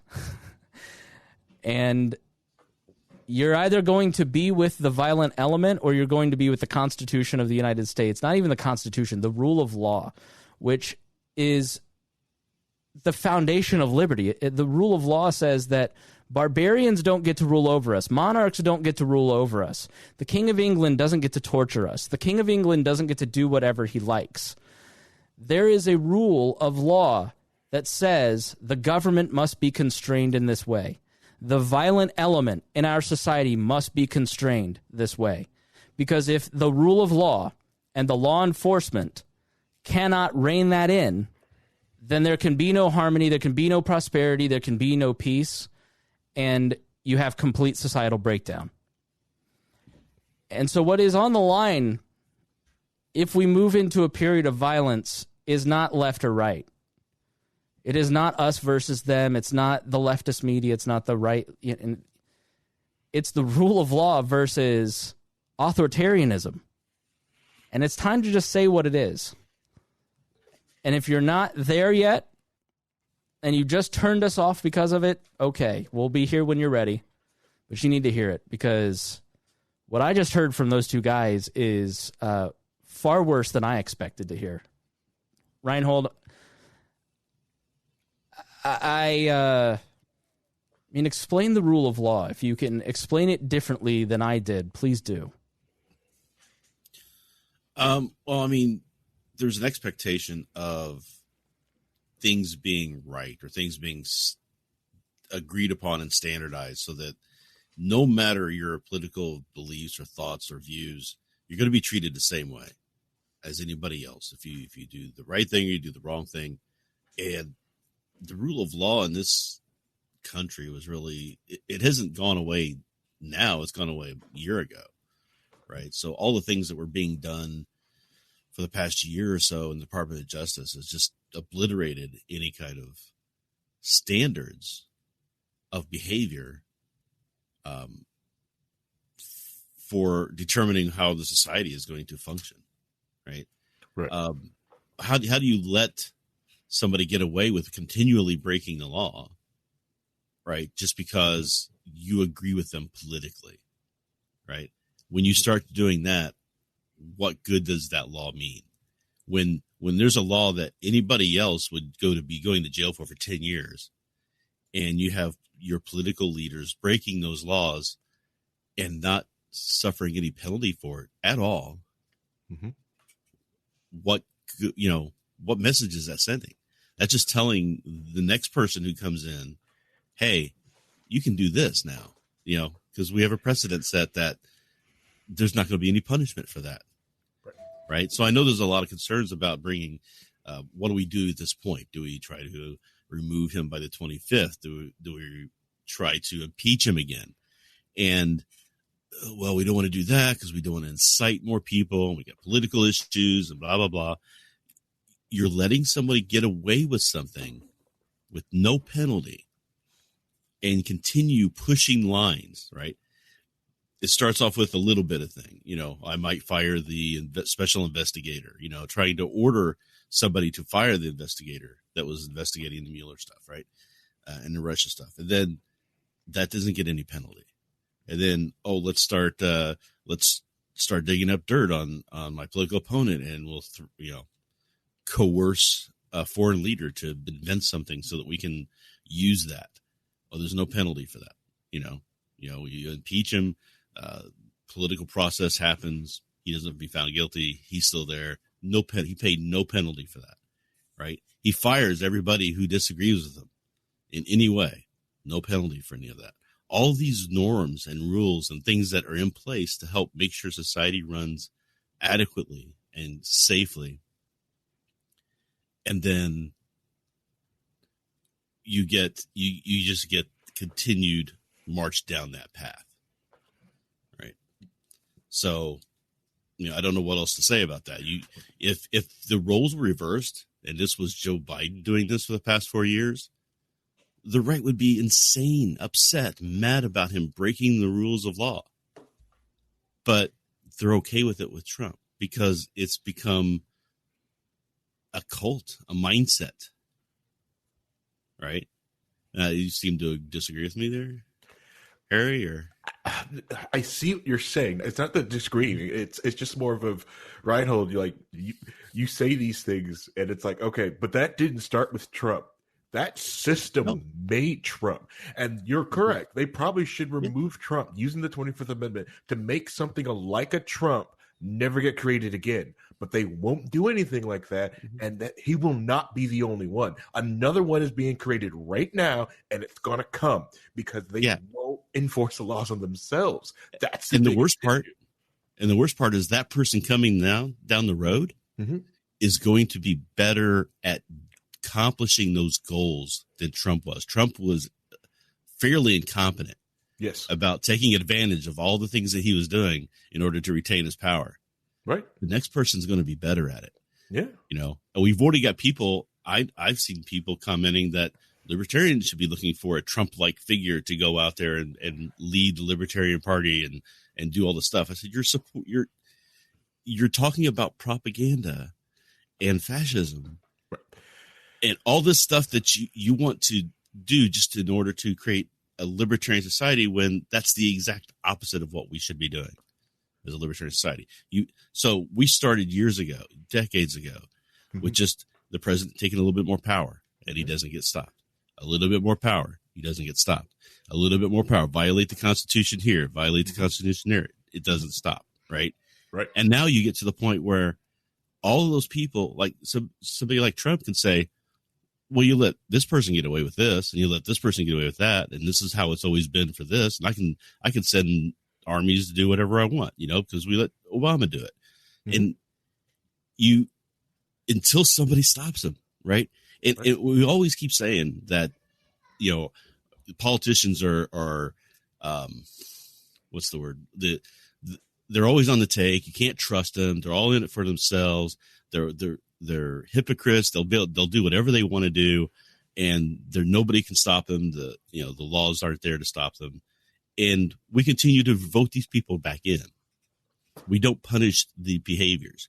So, as people start crossing lines, they need to be told no, and get their hand slapped. Yep. And that's not happening. And until that happens repeatedly, over and over again, to the point that a politician is so scared to get anywhere near that line for fear of the penalty of that they won't, right? There's no, everybody talks about a deterrent to crime or deterrent, is the death penalty a deterrent or not, blah, blah, blah. There is no deterrent right now. There is literally no downside. Wouldn't you say that he was curtailed and he lost 60 court cases and, the system held and he's not president? The people checked his power in the vote. And then when he contested that, the system held. I mean, you don't think that he's been controlled by it? It's this close. Oh, yeah. No, the election I agree with you. was close. Yeah. Right. Yeah. Right. if he had been more competent, a little bit more competent, we would have different conversations right now. Well, yeah, but you said the election is close, but like the true voter fraud we all know is the eliminating of other parties and allowing it to be controlled by two corporations. So it's already manipulated. So like the fraction that system needs to be is also shown. Like it was close because of the awful controls they have. I think arguing over the election at this point and whether or not it was stolen is sort of irrelevant. You know, I mean, to me, the election is sort of irrelevant and popping people out of that because, as a commenter just said, like, these people feel that they have a legitimate grievance. They think that they are listening to a completely different media. They are acting rationally in their minds. They view government as completely illegitimate and as the aggressor. And, I mean, Rhinehold, when you say that the government is complicit, it tramples on people's rights.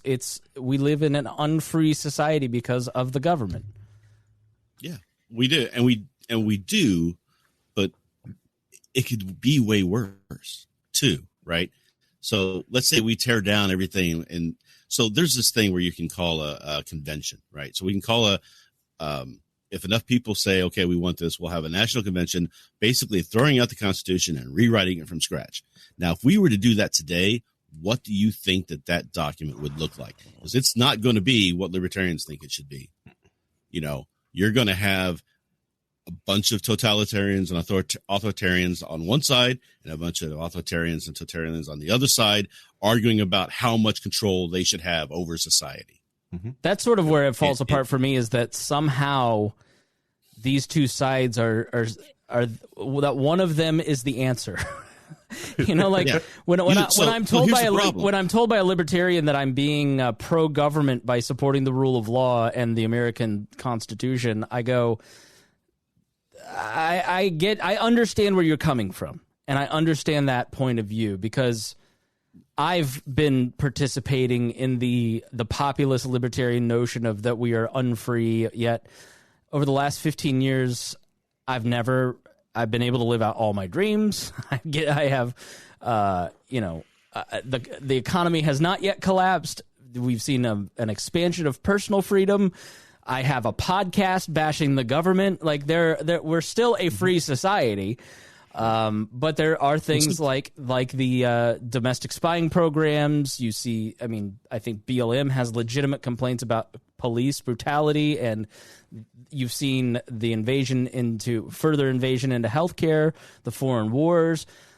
Like, I mean, it can go either way, right? I mean, if you're kind of like a reasonable person who's going, but at the end of the day, like, I don't view Donald Trump's alternative or the Tea Party right or the MAGA movement at this point. It poses the same threat that Antifa does, if not a greater threat, because they're better armed. Like, the thing about violence is that left-wing violence that we saw over the summer, which was illegitimate and inappropriate, wrong, they should have gone to jail. There's no excuse for destroying people or property.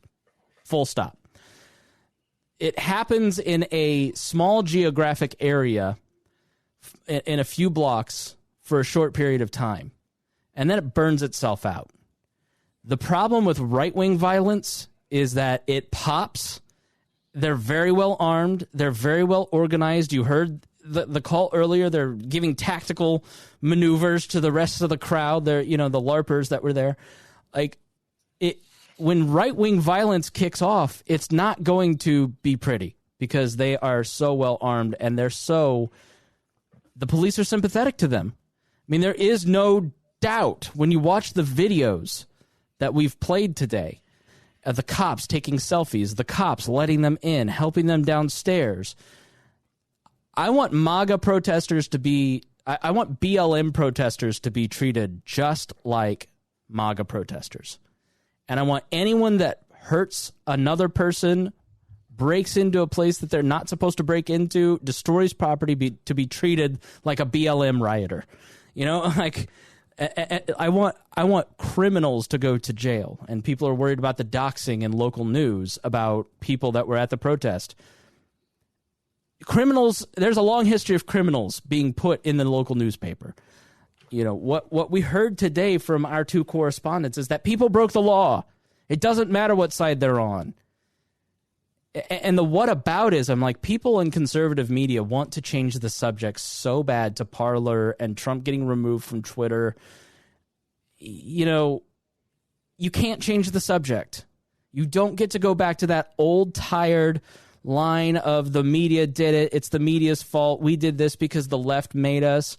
Like, if you don't just come out and deny that this was appropriate, if you don't come out and say this was wrong,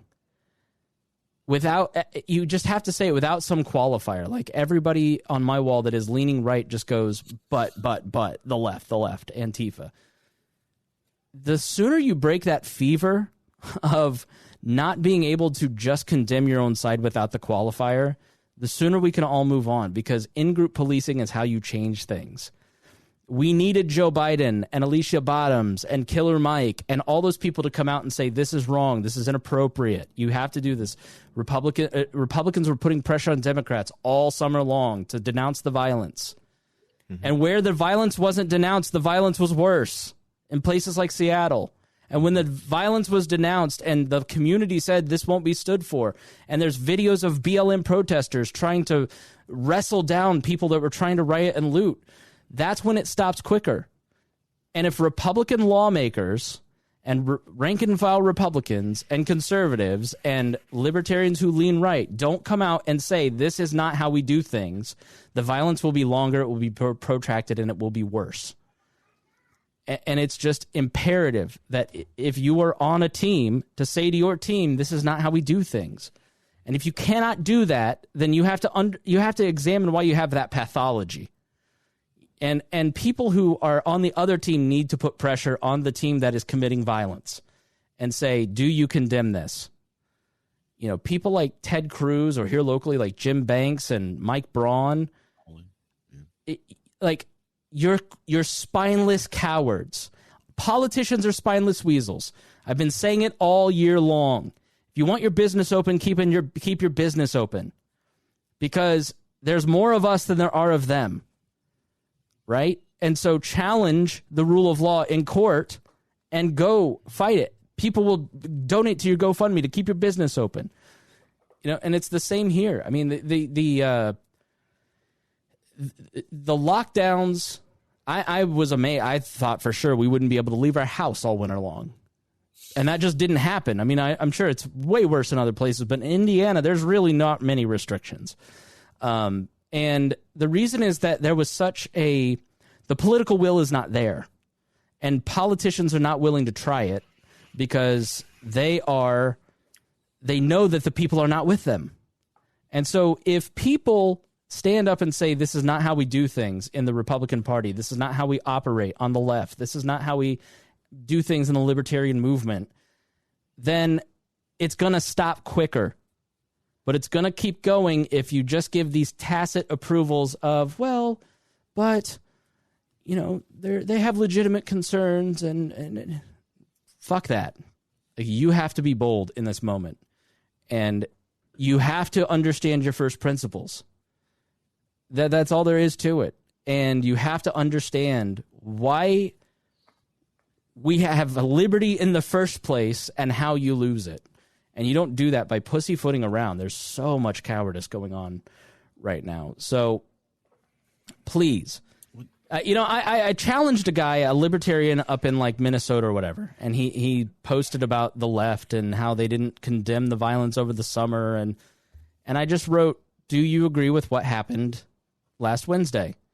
And he wrote this beautiful renunciation of, no, I don't, I blah, blah, blah. And I said, I just looked through your wall and I never saw you post that anywhere. Say it loud and proud.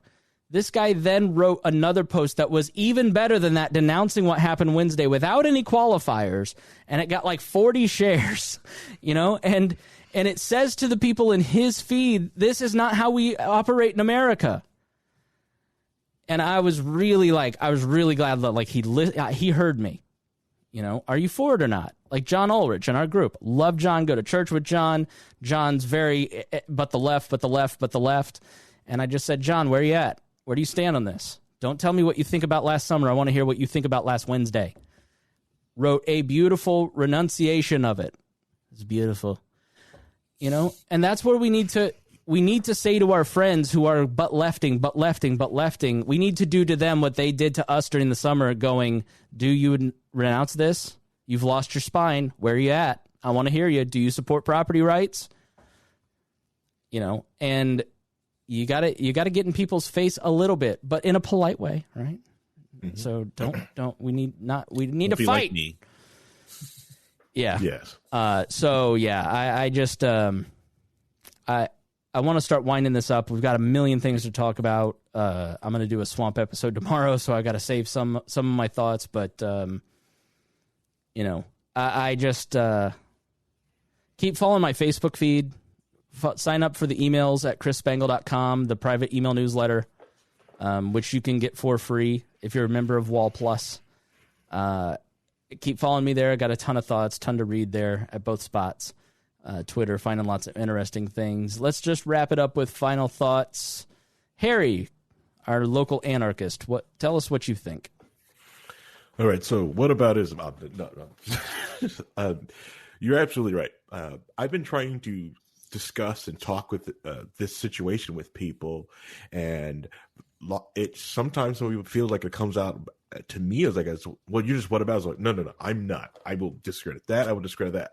But I mostly have been talking just to leftists, and while they just attack this and go after, like, listen, that's cool. We did great like that, but you still haven't done anything from that this summer. Yeah, I will sit here. We will talk bad about this all day. I'll just sit here I'll toss beers back at you, and we can do this. But all summer long, you have been forgiving, talking, allowing this to happen, stirring up this entire favor. You said, like, well, people have been, you said, well, Trump's been digging up this anger for the last 4 years. It's like, yes. And you have done the same.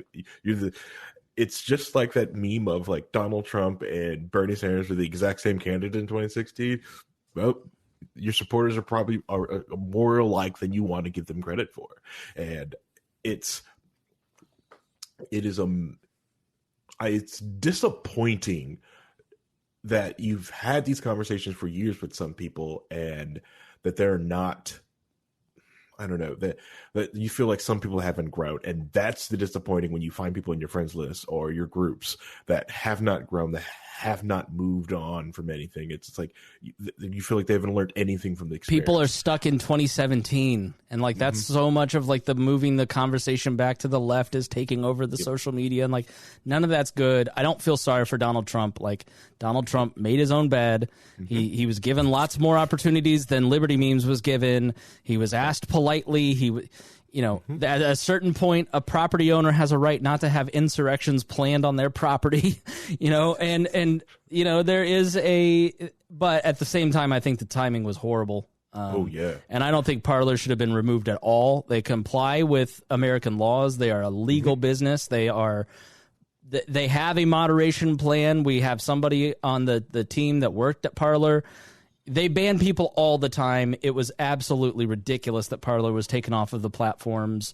And all this shit just really, as you heard, it really amps people up. And that's the consequence of censorship, right? Freedom of speech applies to the government, but it is a value. And you have to manage, and so is freedom of association, though.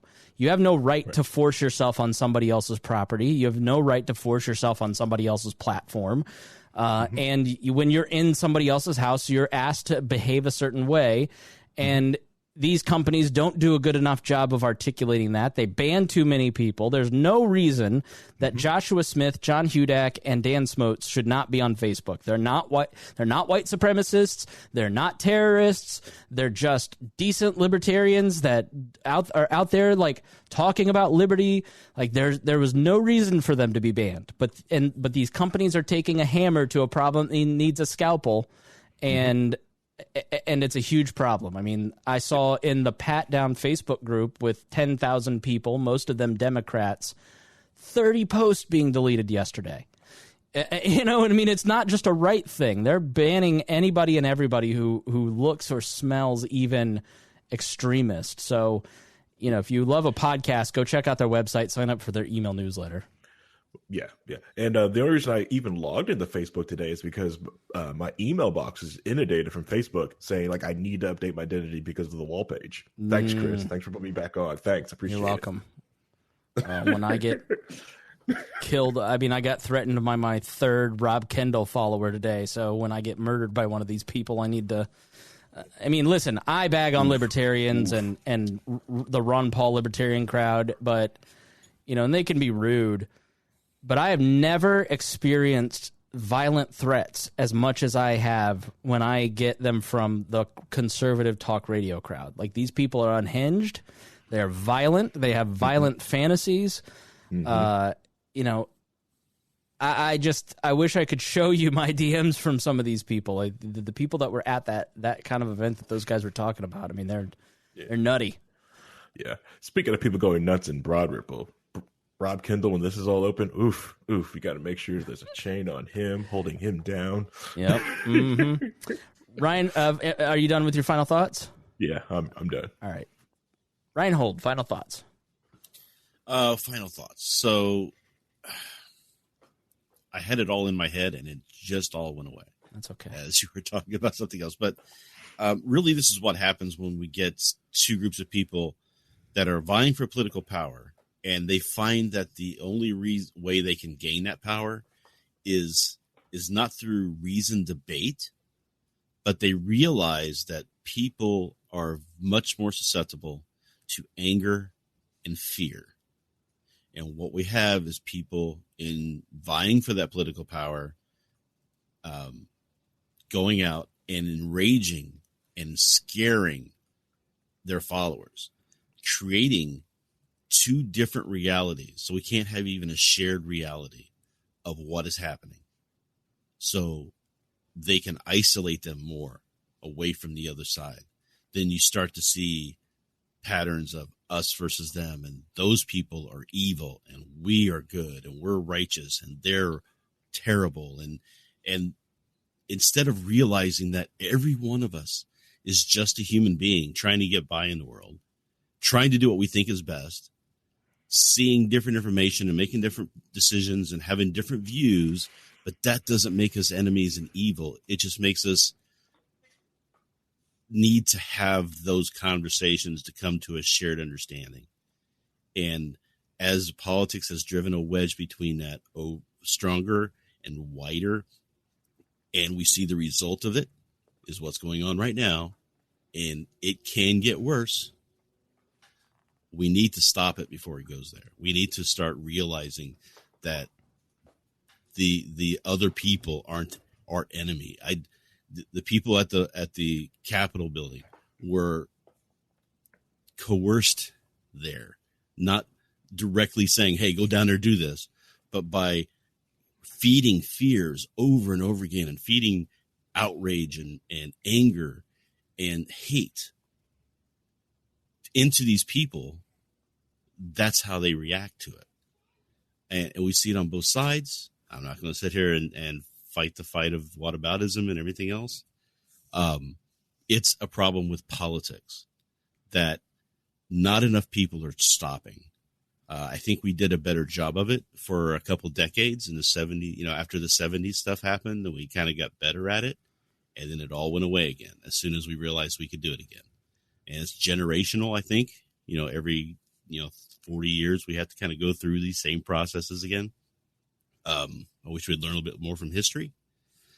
But until we start looking at it, until somebody on the right looks at somebody on the far left and says, I disagree with you, but I still love you.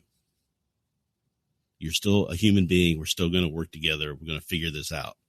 And somebody on the left does the same thing to somebody on the right. Hey, I disagree with you. I think you're being misled, but I still love you. And until we can come together as a people, this is just going to get worse. And I guess I think you have to really look at people who look for violence as a solution to a problem. And if you view violence as a valid tool for social or political change, then you're wrong. You're morally wrong. It's why we oppose the government. It's why we oppose what happened on Wednesday. It's why we oppose violent rioting and looting in the summer. If you use violence to achieve your goals, then you're wrong. And anybody that wants to give cover to those who want to use violence needs to be checked. And right now, the people that want to use violence are like,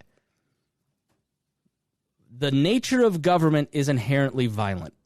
We said it earlier. Everything the government does is at the barrel of a gun. You must comply and obey with the government, or you will be locked up, you will be killed. They have a monopoly on force. And as libertarians, we wholly reject that and work to build a solution that will diminish that, if not completely eradicate the monopoly of force. That is the foundational principle of libertarianism. It is that individuals must flourish on their own, and that if anyone intervenes with force in their lives, it gets in the way of self-actualization. It gets in the way of them being able to live their lives as they want. So examine every piece of media that comes before your eyes, that you listen to, that you podcast, news, cable news, books. Is this promoting violence? Is this giving cover to violence? Is this giving tacit permission to violence? And if it is, reject it, wrestle with it, push back on it, explain why it's wrong, and promote people who have peaceful solutions, who want to innovate into a better world. Because the internet, as ugly as it has made society, it also has given of innovation and lift. I'm doing things for a living thanks to the internet that I never thought I could do as a kid, because they didn't exist. My job and what I do and the way I make money and how I spend that money didn't exist 20 years ago, 10 years ago even. So we are going to innovate our way into a better world, but it is going to be a tough transition. It already has been a tough transition for the people who worked in factories and steel mills that make up a lot of the people that are at the Capitol. And we need to be patient, and we need to not be like Socks here, just calling us LOL-berts as we talk about the non-aggression principle. That's the type of person that examine that person a little bit more and what they believe. All right, thanks so much for watching We Are Libertarians, for listening to We Are Libertarians. If you got a lot out of this, the best way to spread the word, to talk about, to get people thinking differently about the state of the world, is to share your favorite podcast, your favorite independent media, and We Are Libertarians. Thank you so much. We appreciate it, and we will talk to you soon.